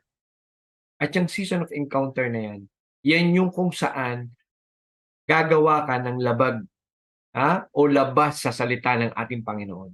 At tama naman diyan ka nakaka-realize eh. Pag yung alam mo yung may tanim ka na ng banal na spirit, meron ka ng salita, tapos bigla kang ang tawag natin kasi diyan double life eh. Magdo-double life ka, double standard. Eh sabi sa Bible, a double-minded man is unstable in all his ways. No po? Yun daw pong mga tao na dalawa ang pinaninindigan, di ba? Pagka linggo, banal. Tapos mula Lunes hanggang Sabado, hangal. No? Double life. Tapos magtataka ka, Lord, ba't hindi nababago ang aking buhay? Magtataka ka, Lord, yung anak ko naman, nagsisilbi na sa Panginoon. Yung anak ko, pastor nga eh. Bakit hindi po mabago ang aking buhay? Alam niyo po kung bakit, mga kapatid? Ready? Are you listening? Meron pa po tayong mga bagay na hindi maisuko-suko. Yan po ang katotohanan niya. Yan ang katotohanan niya. Suko po natin. Sa oras na ito, nakaupo ka dyan, nakikinig ka, hindi dahil para mapakinggan mo lang po isang testimonya ng ating kapatid, kundi kinakausap ka man ng Panginoon ngayon. Tama na po. Pagod na po kayo. Na po, sinubukan niyo na pong lahat sa mundo. Sa oras na ito, nawakan ka ng Diyos. Hayaan niyo po pumasok. Hayaan niyo pong kumilos ng tuko niyo po yung mga bagay na hindi niyo bisyo. Anong bisyo? Sugal. Mga ginagamit nating mga bagay na hindi dapat pumapasok sa katawan natin. Sigarilyo, alak, drugs, po. Yung mga kaisipan na nagpapahina sa iyo, takot, pag-aalinlangan. Sabi sa 2 Timothy 3:7, God has not given you the spirit of fear, but of love, power, and sound mind. Grabe, alam niyo po mga kapatid, ang kwento ng ating bisita ngayon, parang ibinabalik po tayo sa kabataan natin. Ako nakaka-relate ako. Ano po, na kung saan maaalala mo kung saang parte ng buhay mo na sinagip ka ng Panginoon. Na kung hindi, malamang nakabuntis ka ng maaga. Second year high school. Malamang nasagasaan ka na dahil sa pagmumotor mo, hindi ka nakafocus, lasing ka. Pero bakit hinayaan ng Panginoon na ang kapatid nating to'y ma-preserve? Yun ang sabi ko sa Biblia eh. Ang mga mananampalataya, ang tapat sa akin, I will preserve. Tapat ang Diyos, mga kapatid. Pero ang sabi ng Diyos din, ang mape-preserve lang ay yung tapat sa Kanya. Na mamili po tayo. Choose you this day. No? Sabi nga po sa Joshua 24:15, no po? Choose you this day whom you will serve. Kung sino ang paglilingkuran mong Diyos. Hallelujah. No po? Sige, bago po tayo magpatuloy, Kuya John Lloyd, pagmitin ko lang po itong ibang mga nagko-comment. Ano po? Ayan, si ating young adult, sabi po, wow, ang galing ng Lord, no? Len Faustino, praise God. God is good, sabi ni Ate Evelyn Manapat. God is good talaga. Nilayo ka sa kasalanang mortal. Tama po, no? Hallelujah. Amen. Amen. So, bro, after this day, nagkita kayo ng kuya mo, sabi mo, nagdesisyon ka. Resolvado na ang puso mo. What happens next? After po yan, malaking talagang thank you po dun sa word nyo, malaking po factor yung decision. So, after po niyan, alam ko po way to ng Lord eh. Kasi after a week, that time, naka-experience po ako ng isang ideal date. Sobrang ko nito na parang nakadate ko po si Jane De Leon, yung dating Darna. Yung artista, ha? Artista po ito, yung Darna Tama, na. tama ba? Ewan, Ano pa? tama ba? Pagkakaintindi ko yung artista? Yes po. Oh, yun. Oo. Po siya. Dati po siyang Darna. After a week ng decision, parang nagkaroon ng challenge na parang ako yung na-appoint na ka-date niya that time. So, nag-date naman po. Media, ano yan? Media publicity lang. Media publicity po. Parang meron challenge, tapos parang ako yung na-vote ng mga tao. Hindi ko po alam bakit ako eh. Pero bakit talaga ng Lord to. Nung that time na nakadate ko si Jane, yun po, after a week, na nakapag-decide ako, parang pina-experience sa akin ng Lord na nakadate ka ng maganda, nakadate ka ng mabango, nakadate ka ng artistahin. Tapos pag-uwi ko, isa lang pong sinabi ko sa sarili ko, hindi ako nasatisfy sa ganung klaseng buhay. Nasatisfy.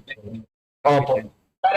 Parang pina-experience lang sa akin ng Lord a little bit yung ideal na date. O yan ba, makapagpasasaya sa'yo? Parang that time, na-realize ko na parang hindi talaga to yung buhay na ninanais ko. Ang buhay na nais ko yung nasa Lord. Kaya that time, talagang naglingkod na po ako after. Gab, sige, para glimpse lang ng ating mga kaabangers at ka-DLS para lang ma-visualize po nila. Pwede niyo po bang pakita? Tama po ba? Pwedeng mapakita po yung picture? Kaya po bang ipakita? Yung picture po ah, nitong artista na ito? O later?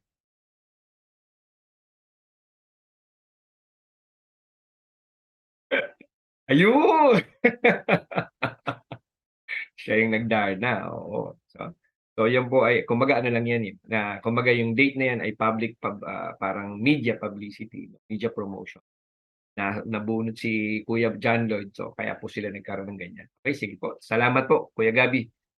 Bilis talaga ng ating ano, grabe. Habang nakakarating sa ibang bansa, lalo kang bumibilis, Kuya Gabby. Salamat po sa inyo.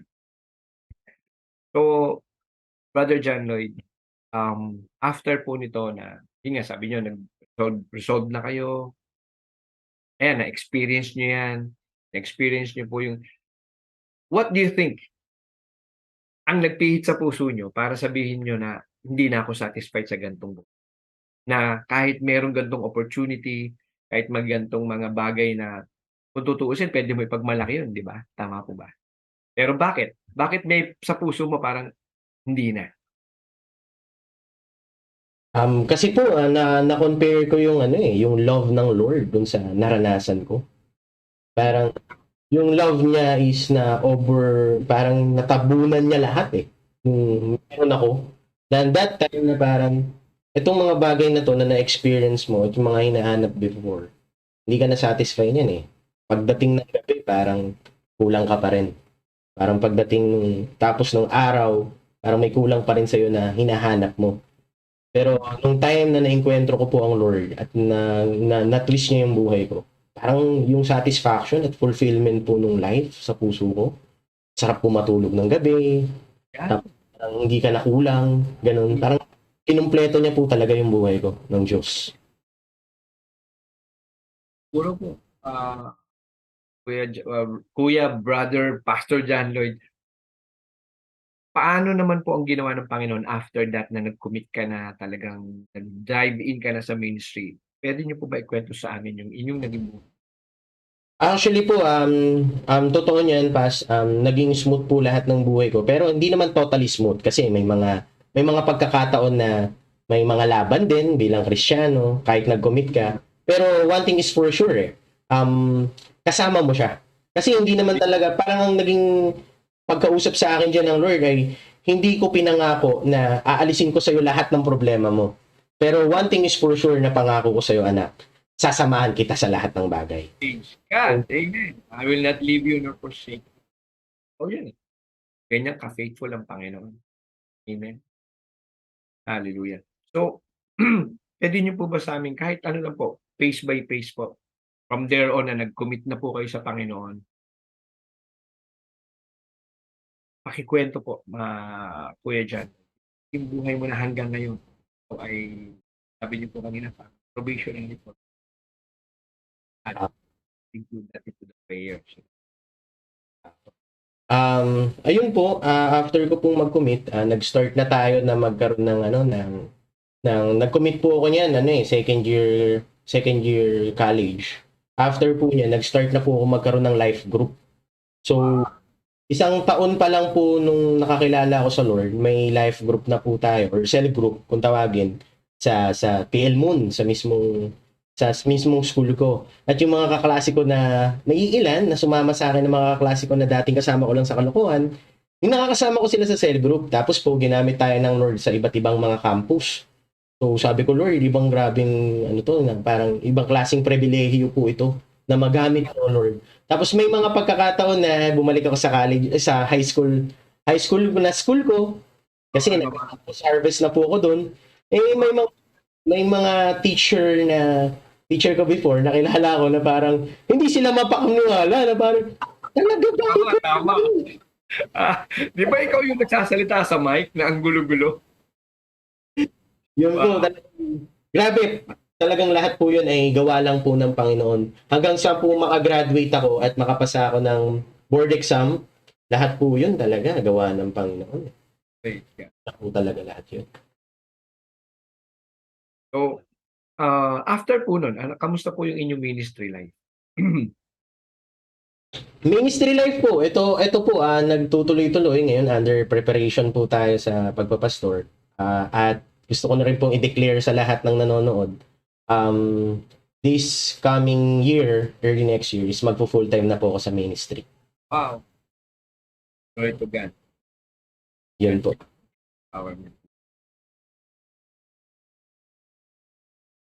What makes you, I'm sure pinag-isipan mo yan. Ano yung triggering point? Number one po is yung word and yung vision na ibinigay ng Panginoon sa akin.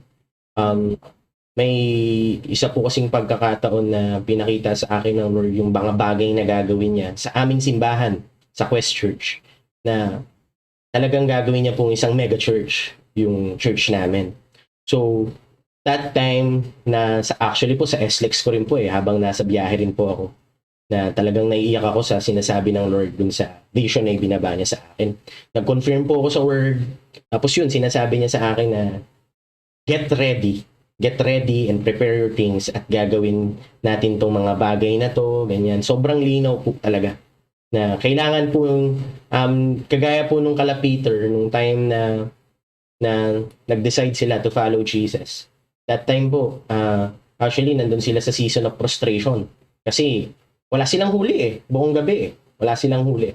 Tapos nung si Jesus pumasok na doon sa buhay nila, sa boat nila, pinalet down sa kanila yung nets at nakakuha sila ng net breaking miracle talaga yun. Yung nangyari doon, nagkaroon sila ng great catch. Tapos after po nun, nung binabasa ko po yung story na yun, parang sobrang imposibleng maisip ng isang tao na nasa kalagitnaan ka ng pagpapala ng Lord, na binless ka niya ng great catch. At yun po yung livelihood nyo parang yun yung pinaka main source of it. Tapos that time, kung kailan ka pinagpapala at malaki yung income mo, yung portfolio mo, kung tutuusin sa ngayon, that time, parang dun ka nag-left everything, dun mo hindi nila iniwan lahat nung property nila, nung pamumuhay nila to follow Jesus. Kaya po, that time, sabi ko, Lord, sige, I'm willing to surrender everything to you. Kasi this is my dream. Actually po, tatagal ko naman po talaga ng sinasabi sa kanya na, Lord, gusto ko talaga maging pastor. At gusto ko po mag full time sa ministry. And inaantay ko na lang po yung word niya kung kailan parang ngayon niya kinonfirm sa akin na early next year, anak, mag-full time ka na. Tapos sobrang happy na po ako doon agad na parang, sige Lord, game! Praise God, no? Grabe. So talagang yung faithfulness ng Panginoon, makikita mo. Ipinreserve ka, inihanda ka, no?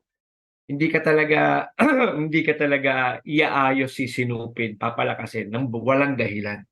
May dahilan ng Panginoon. No? I've heard it one of the sermon ng ating senior pastor, no? Pastor Dom. When you were born, your purpose goes with it. Nung ipinanganak ka, kasabay mo ipinanganak mo.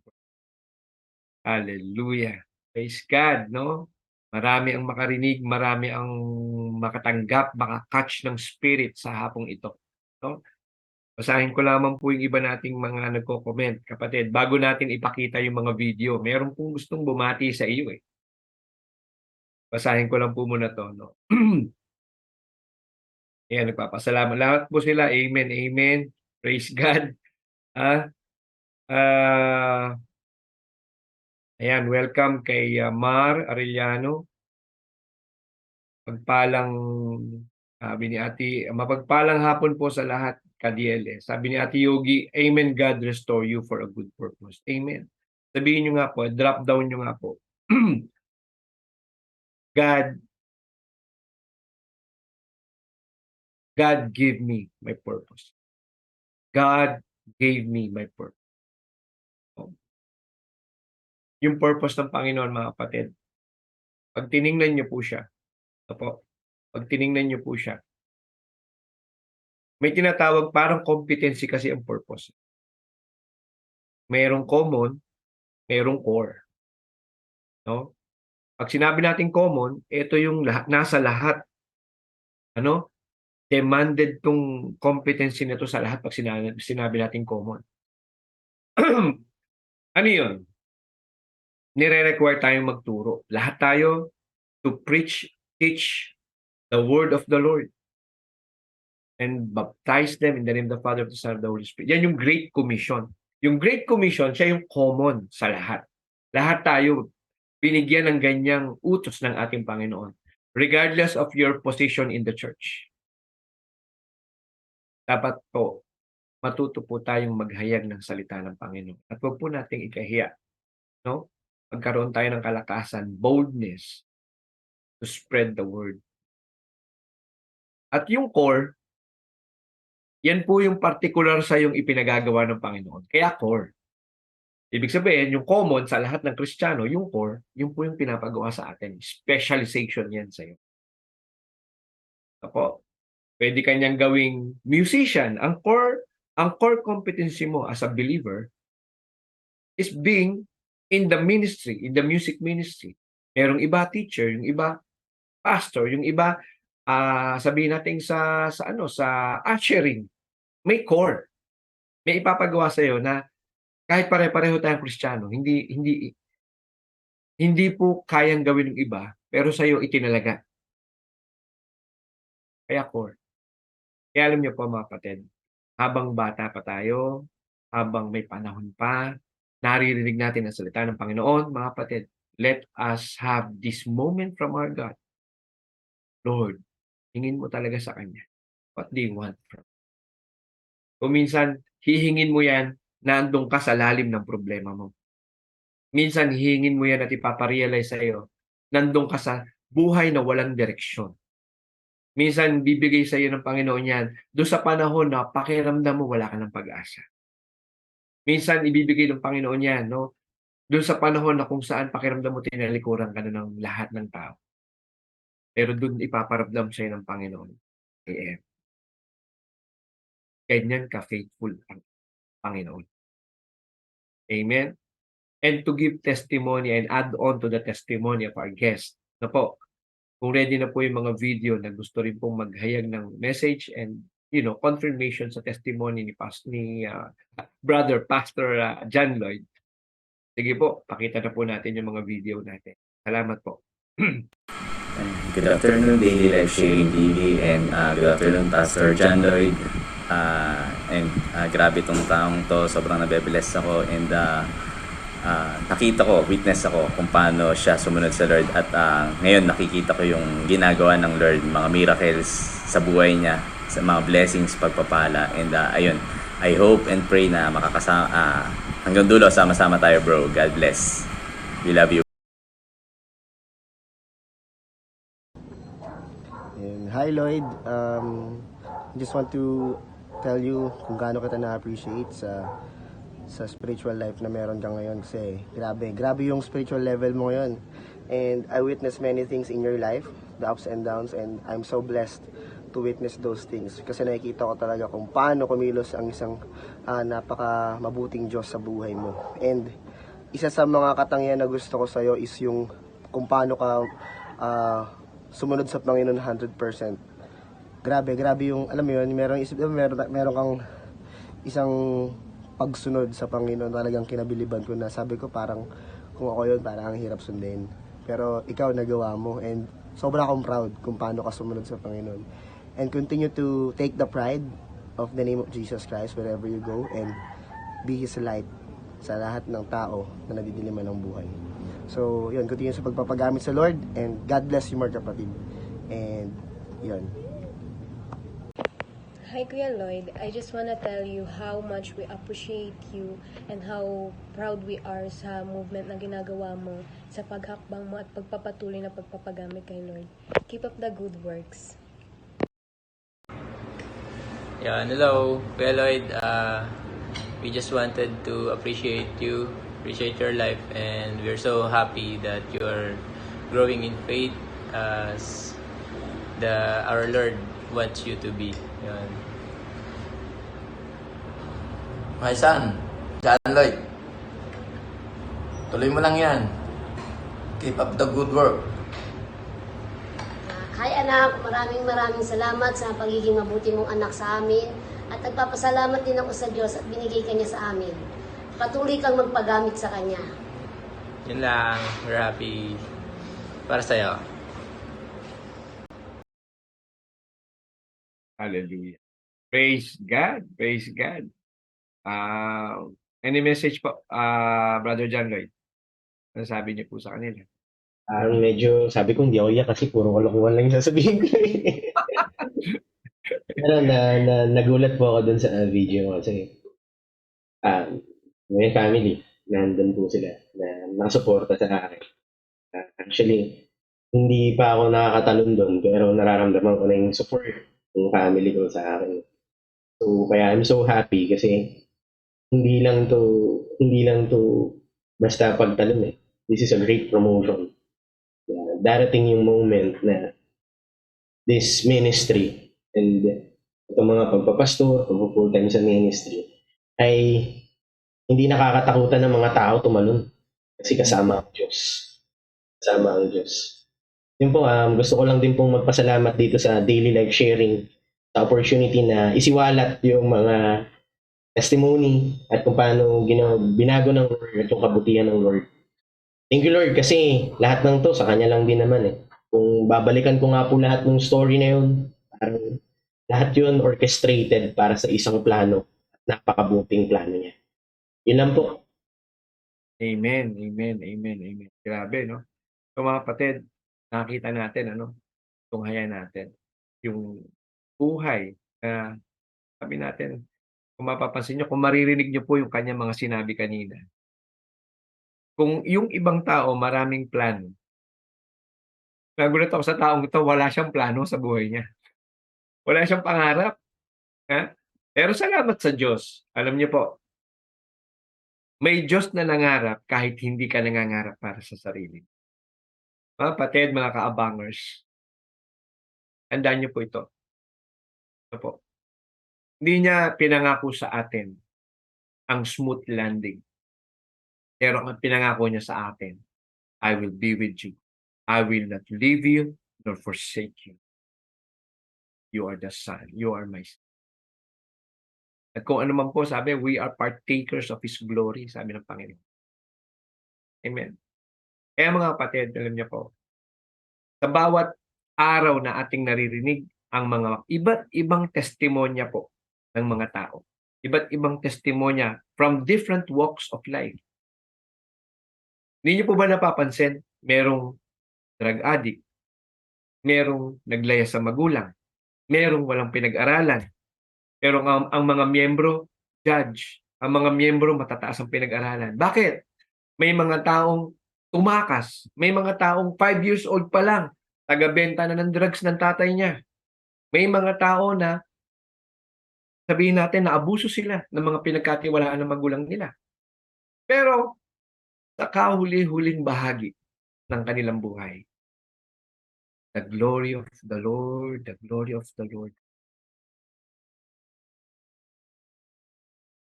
Talagang ipinakita ng Panginoon, I am. in control.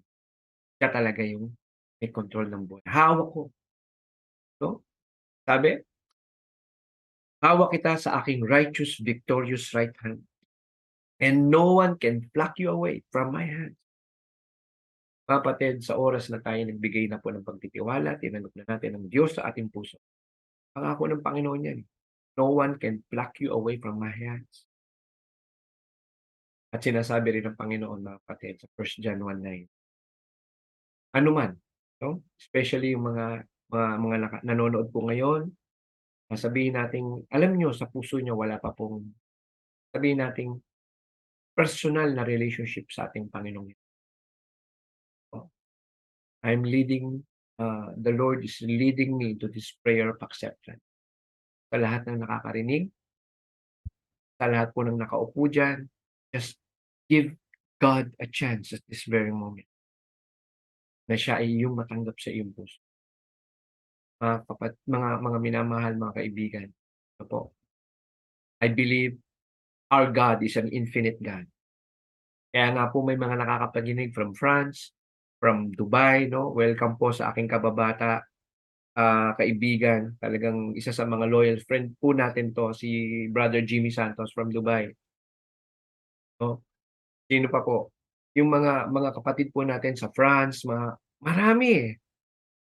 No? And I believe and I declare, mga kapatid, hindi po kayo inilagay sa mga lugar na yan ng ating Panginoon ng walang dahilan. Inilagay po kayo ng Panginoon dyan upang kayo magamit mightily, ma-open up ang mga lugar na yan sa salita ng Diyos. And I believe God has its purpose in your life. Receive it at this very moment. Receive it at this very moment. Tanggapin niyo po. Embrace your assignment, mga kapatid. Embrace your assignment. We are in the last days. Magmadali po tayo sa mga pinapagawa ng ating Panginoon. Sa mga nakikinig po dyan, ito po sinasabi ng Panginoon sa this remaining, maybe itong mga susunod na mga ilang minuto, ilang segundo, this will be the most important part of your life. Napakahalagang parte ng buhay mo. So settle your heart, mga kaibigan, kapatid. Ikaw yan. The Lord is talking to you.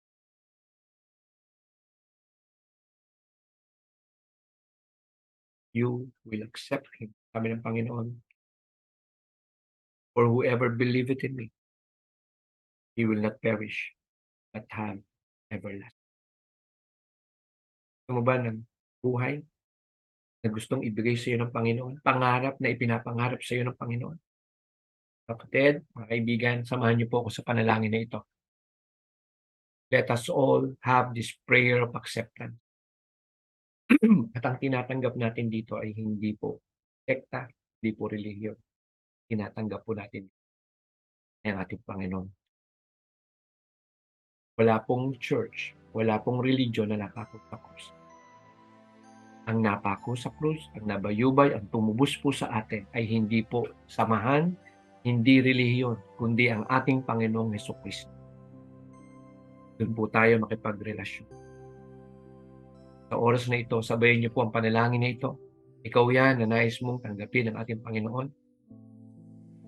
Salamat sa Diyos. Sa oras na ito, tayo nagkasama-sama. Sige po, kung nasaan ka man ngayon, yuko mo ang iyong ulo. Taas mo ang iyong kamay. Sa Panginoon, tanda ng iyong pag. Sabayan mo ang panalangin ito. Father God, sa hapong ito, aking nasaksihan ang iyong kabutihan, aking nasaksihan ang iyong katapatan. Alam ko, Panginoon, na ako'y may mga kahinaan, may mga kasalanan, at nais ko pong bumalik sa inyo. Sabi mo niyo po sa unang Juan 1:9, na kung ako'y maglalagak, i-confess ang aking kasalanan, ika'y tapat. You are just to forgive my sins and cleanse me from all my iniquity. Lord, sa oras na ito, Sinusuko ko po ang sa aking sarili. Humihingi po ako ng kapatawaran sa aking mga nagawang kasalanan. Mula nang ako'y magkaisip hanggang ngayon. Linisin mo po ako, Panginoon. Lord, sa oras na ito, aking dinideklara sa aking buhay, sa aking puso, sa aking isip, na ikaw, Jesus, mula sa oras na ito, ikaw na po ang aking Diyos, aking tagapagligtas, at ang aking hari. Pagharian mo po ang aking buhay, Panginoon, mula sa araw na ito. Aking dalangin sa aking mga mahal sa buhay, sa aking mga kaibigan, kaopisina, kakilala, na kung sino ang tinanggap ko sa oras na ito. Panginoong Jesus, abutin mo po sila. Makilala ka po nila sa kanila. Maraming salamat po. Hallelujah. Ako na lamang po mananalangin, Father God.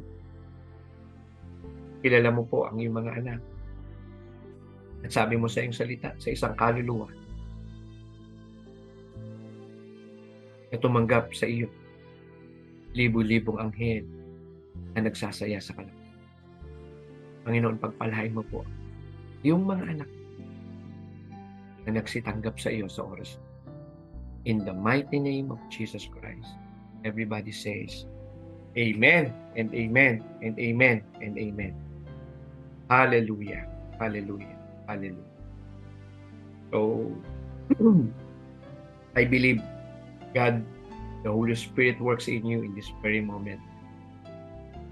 Brother John Lloyd, siguro po for encouragement na po sa ating mga nakapakinig, sa ating po mga ka-DLS kaabangers.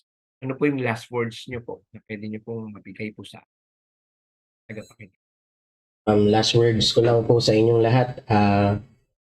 Gusto ko lang po sabihin sa inyo na tapat ang Panginoon, na kahit anong mangyari, kahit anong bagay ang nais mong gawin, lumayo ka man sa Kanya, siya hindi nagbabago. At willing kang yakapin niya ng buong buo. Kasi hindi siya nakatingin sa kasalanan mo, sa kapalpakan mo, sa pagkakamali mo. Kasi nakatingin siya dun sa puso mo. At Diyos siya na handang magmahal ng kahit na sino. So, yun lang. Last na po, ang Lord, in a different way, makakatagpo natin siya.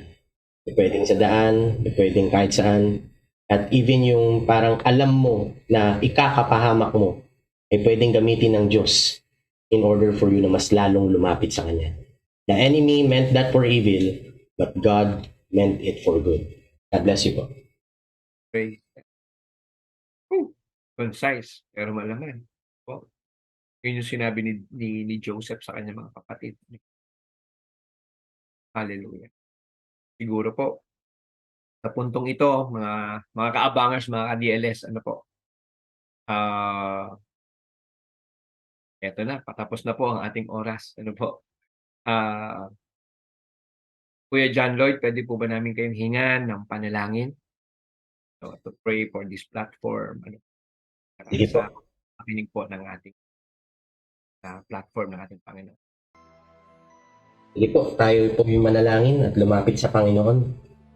Ang Panginoong Jesus, sinasamba ka namin, pinupurihan ka namin sa pinakamataas na antas ng pagsamba.